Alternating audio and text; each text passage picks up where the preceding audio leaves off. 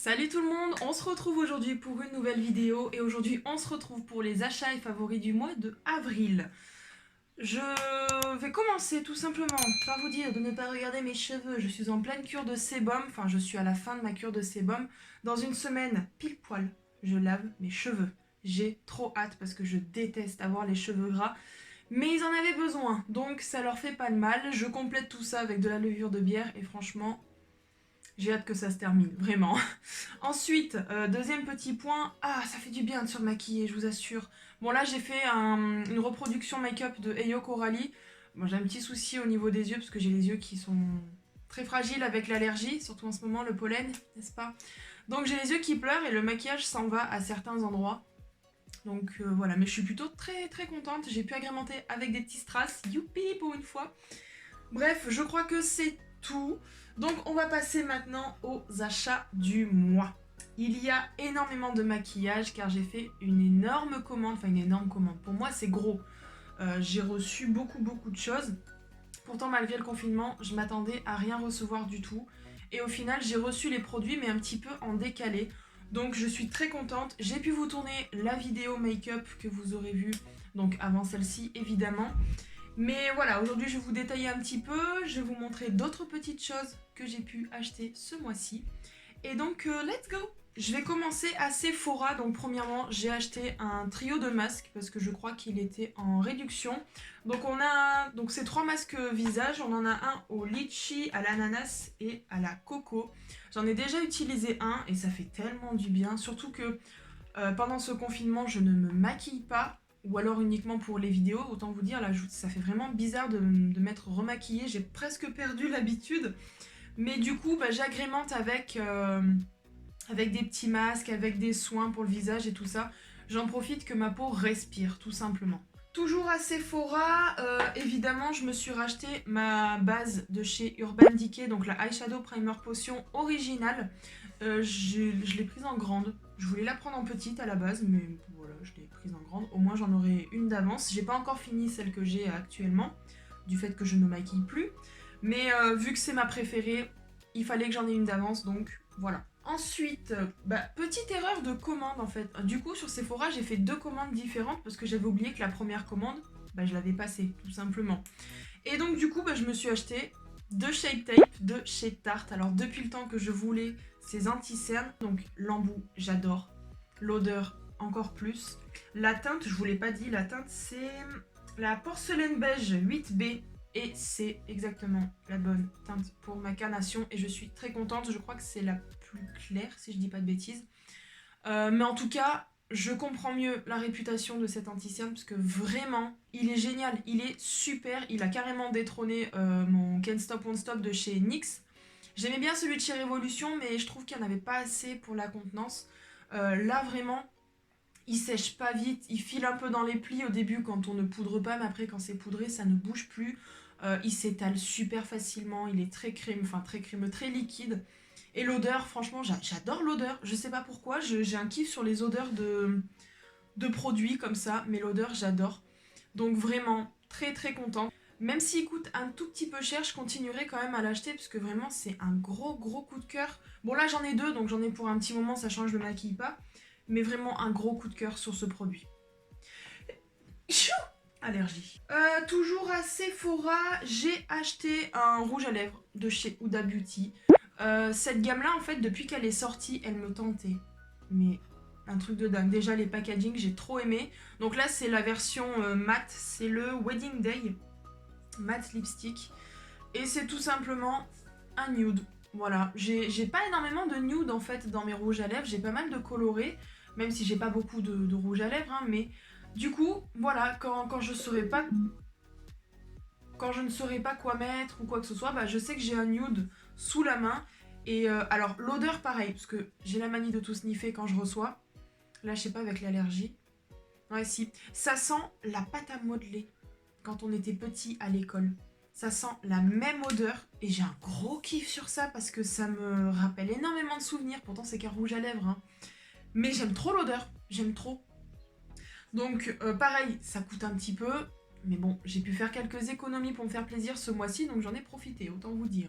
Toujours à Sephora, le fameux Oula de chez Benefit. Ça fait un moment que je veux l'essayer parce que évidemment c'est un best-seller, c'est un produit que tout le monde parle, tout le monde aime. Ça fait un moment qu'il est sorti en plus, donc voilà, c'est le Oula, tout simplement. Je l'ai pris en format voyage parce que évidemment ça coûte un petit peu aussi. On a le petit pinceau avec que je n'utilise pas, hein, moi j'ai mes pinceaux pour. Mais voilà, j'ai voulu le tester et franchement la couleur, bon là on voit pas trop parce que j'ai mis pas mal d'highlighter et de blush, mais franchement, la couleur, elle est super. Elle est pas trop claire, pas trop foncée. Elle est parfaite pour moi, j'adore.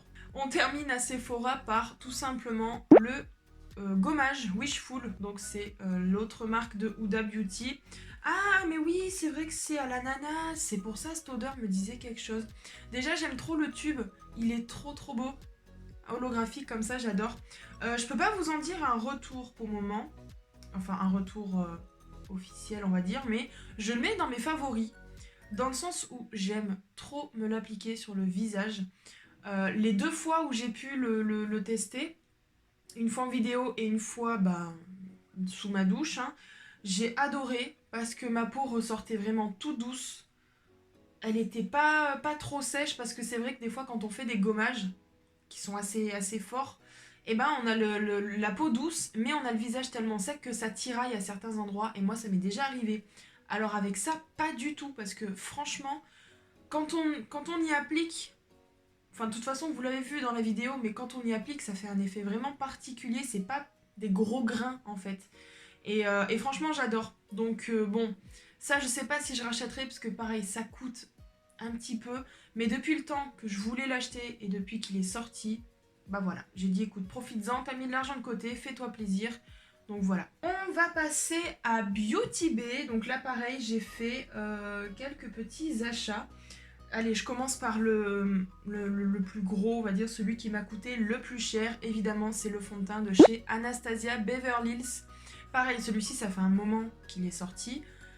J'ai toujours voulu le tester, mais c'est vrai que vu le prix, c'est pas abordable facilement, quoi. Pas comme le Can't Stop Won't Stop qui est un tout petit peu moins cher que celui que j'utilise, hein. Ou celui de chez Révolution qui est carrément moins cher. Là, je sais plus dans quelle gamme de prix on est, mais évidemment, ça coûte un peu plus cher. La teinte, c'est la 100N. Évidemment, vous voyez rien, je suis bête. Alors, c'est un fond de teint lumineux. À la base, j'avais un petit peu peur. Dans le sens où je préfère les fonds de teint mat. Mais je me dis, écoute, t'as des poudres pour matifier, donc c'est censé enlever un petit peu le côté glowy justement du fond de teint. Donc bien poudré, il ressort mat, hein. Bon, c'est pas celui que j'ai utilisé aujourd'hui, parce que j'essaie de le garder justement un maximum. Du fait qu'il est couvrance moyenne. Alors moi je trouve encore ça va. Il y a pire, parce qu'il y a des couvrances moyennes qui sont... Tu les vois pas quoi en fait, il n'y a pas de couvrance du tout. Là ça dit que c'est couvrance moyenne, encore je trouve que c'est un tout petit peu plus au-dessus.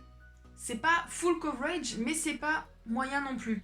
Donc je trouve que franchement nickel, mais je suis pas déçue, vraiment pas déçue. Faudrait juste que j'essaye en fait de l'appliquer avec un pinceau, parce qu'avec l'éponge, j'ai pu le tester en vidéo et c'est vrai que ça faisait des traces à chaque fois que je tapotais avec le blender. Faudrait que j'essaye avec un pinceau, pourquoi pas. Toujours Beauty Bay, on va continuer chez Anastasia. J'ai acheté tout simplement le primer pour les yeux en version miniature, parce que pareil, ça a un coût. Quand je teste des choses que je ne connais pas, même si je sais qu'elle est très réputée et qu'elle a une très bonne réputation, quand je ne connais pas, je ne veux pas prendre de gros formats. C'était comme pour la base de chez Fenty, qui est toujours ici.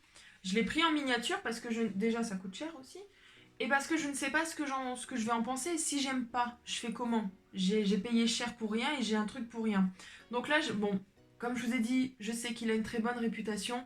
Mais voilà, vu le prix, vu tout ce que j'ai acheté en globalité, j'ai dit, va pas dépenser plus, prends la version mini et ça ira très très bien. Et vraiment, elle est vraiment super, et je comprends aussi tous ceux qui l'ont utilisée et qui adorent cette base.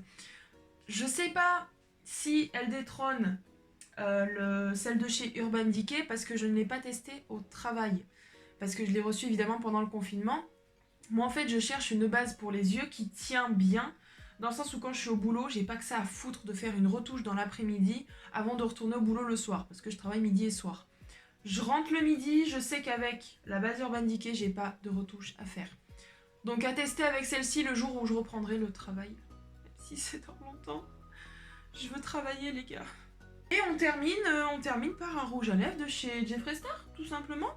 C'est la teinte Cherry Wet. Pareil, celle-ci, ça fait un moment qu'elle me fait de l'œil. D'ailleurs, hier soir, je sais pas pourquoi, vu que ça fait un moment que je me suis pas maquillée, j'ai fait quelques petits swatchs sur ma main des rouges à lèvres que j'avais, voir si ils sentaient pas trop mauvais, s'ils étaient pas périmés et tout ça. Et j'ai trouvé un dupe de celui-ci de chez iOA Studio, mais sans le vouloir en fait. De toute façon, je vous en parlerai peut-être dans une vidéo à part, je sais pas trop encore. J'ai pas énormément de dupes, donc je peux pas trop vous faire une vidéo spéciale dessus. Mais bon, repartons sur le Jeffree Star. C'est une formulation que j'aime beaucoup en rouge à lèvres.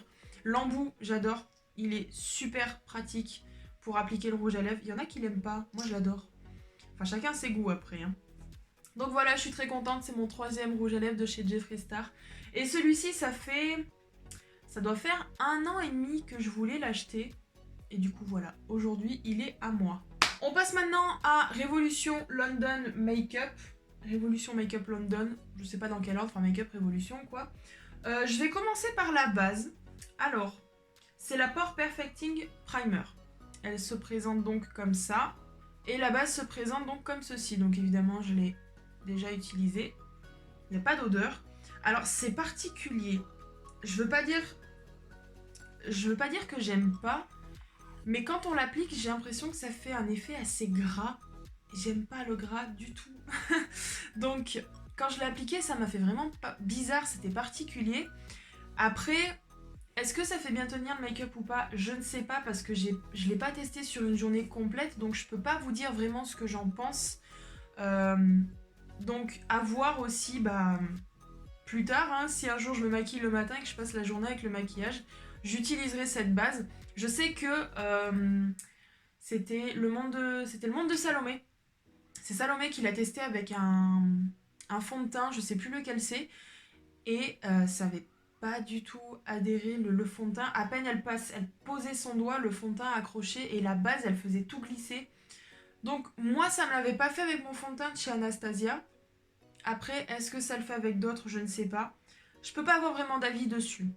Je vais pas me plaindre, je l'ai pas payé en fait. À la base, je l'ai mis dans mon panier parce qu'elle coûtait pas cher du tout. Je crois que c'est aux alentours de 6 euros, 6-7 euros. Et je sais pas pourquoi, je l'ai pas payé. Donc merci Makeup Révolution. Hein. Peut-être que j'avais des points de fidélité, j'en sais rien du tout. Mais elle m'a coûté peanut. Voilà. Ensuite, un pinceau que je n'ai toujours pas testé depuis la vidéo. C'est un pinceau highlighter. C'est vrai que j'aurais pu l'utiliser aujourd'hui, mais j'ai complètement oublié. Je suis tellement fan de mes pinceaux de chez iOA Studio que du coup, je pense pas utiliser les nouveautés. Je trouve qu'il est quand même assez gros pour un pinceau highlighter. Après, à voir. Je peux pas vraiment dire ce que... Je sais pas, parce que je l'ai pas testé du tout. Je peux vous dire, là, il est propre de chez propre. Donc, nouveauté à tester, voilà. Et on termine chez Révolution par un gros coup de cœur. La palette Forever Flawless Birds of Paradise. Je suis vraiment nulle en anglais. La palette se présente donc comme ceci. J'ai eu un gros coup de cœur évidemment parce que c'est une palette colorée. J'ai fait un make-up avec un make-up vraiment très très simple. Qui vraiment, je sais pas pourquoi j'ai fait une inspiration make-up. Mais Eyo Coralie l'avait utilisé, donc elle avait utilisé les 2 couleurs juste là, c'est compliqué. Voilà, les 2 couleurs juste ici, le vert et le orange. Et j'ai voulu tester aussi. J'ai beaucoup aimé la formulation. J'ai des fards crème, hop, juste là on en a 3 que j'ai pu swatcher et qui sont incroyables. Les fards pailletés, j'ai pu utiliser le bleu pour le make-up de Tatsuki mais sans base, juste à frotter comme ça. Et j'ai trouvé le résultat trop beau. Après j'ai pas testé les autres couleurs, évidemment ça sera à tester. Mais je pense que je vais faire une autre inspiration make-up de Salomé parce que je crois qu'elle a fait un make-up avec.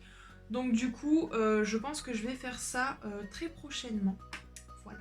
Bon, là, ça a été en grande surface parce que je n'ai plus de poudre. C'est bien en fait, j'ai fait plein d'achats sur Sephora, sur Beauty Bay, sur Révolution, mais j'ai pas pris une seule poudre, alors que c'est ce que j'ai le plus besoin.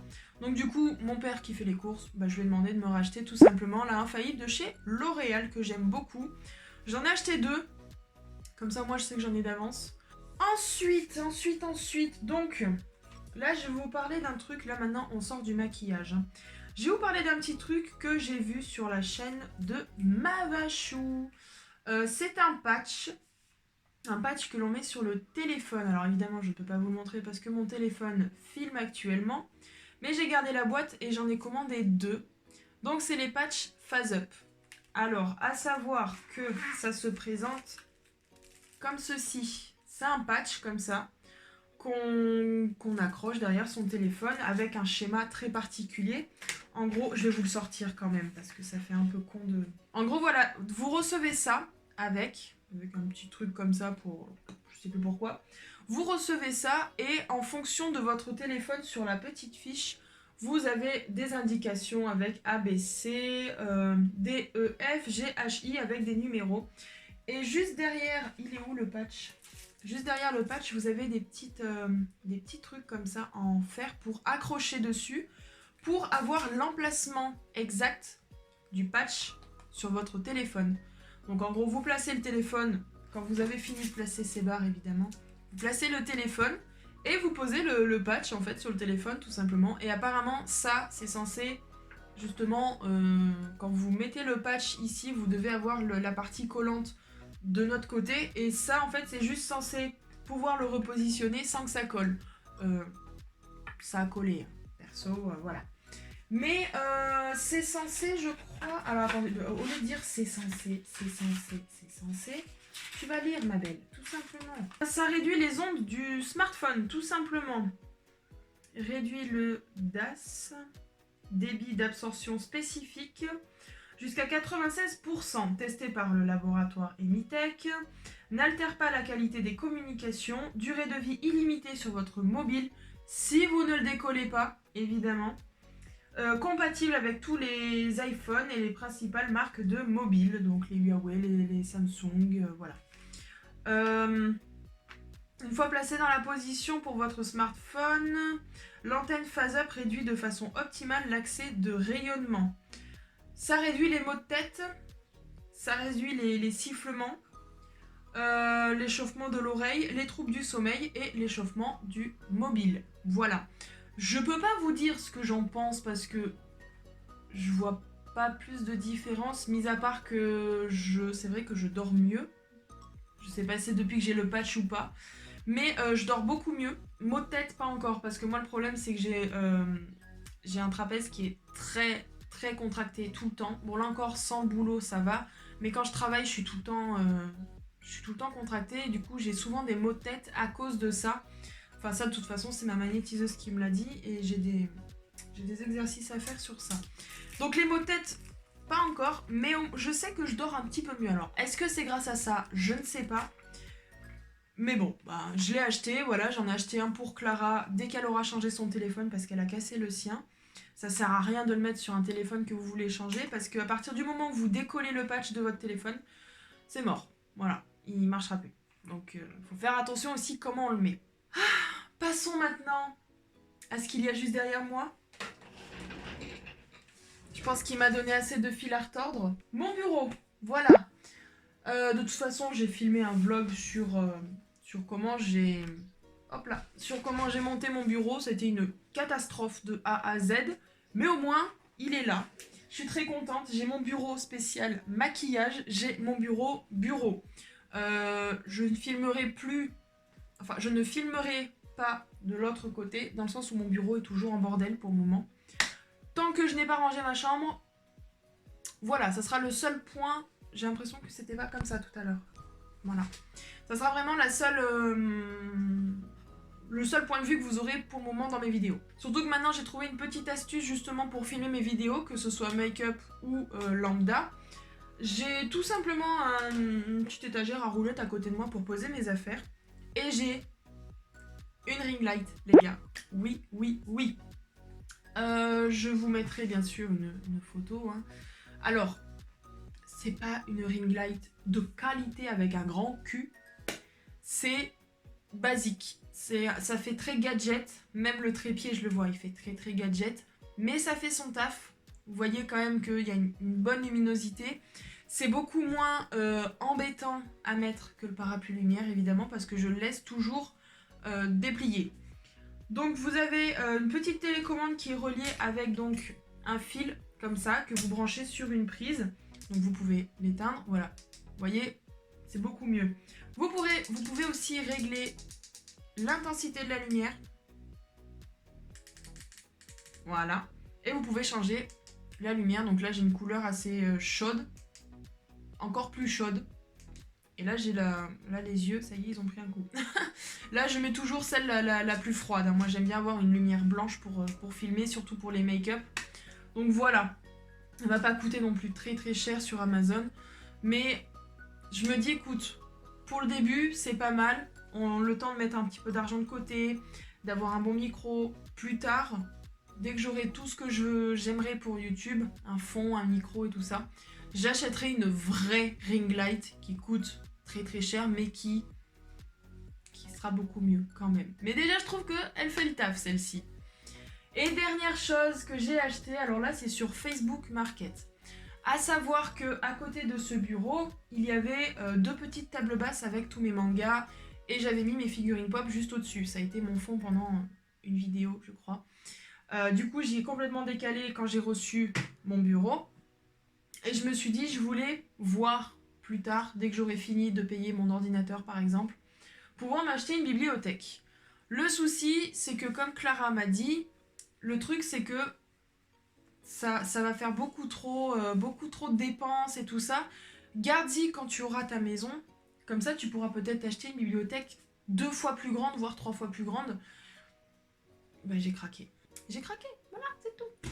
Je vous ai dit Facebook Market. À la base, cette étagère, c'est pas vraiment une bibliothèque, c'est plus une étagère, mon père il dit.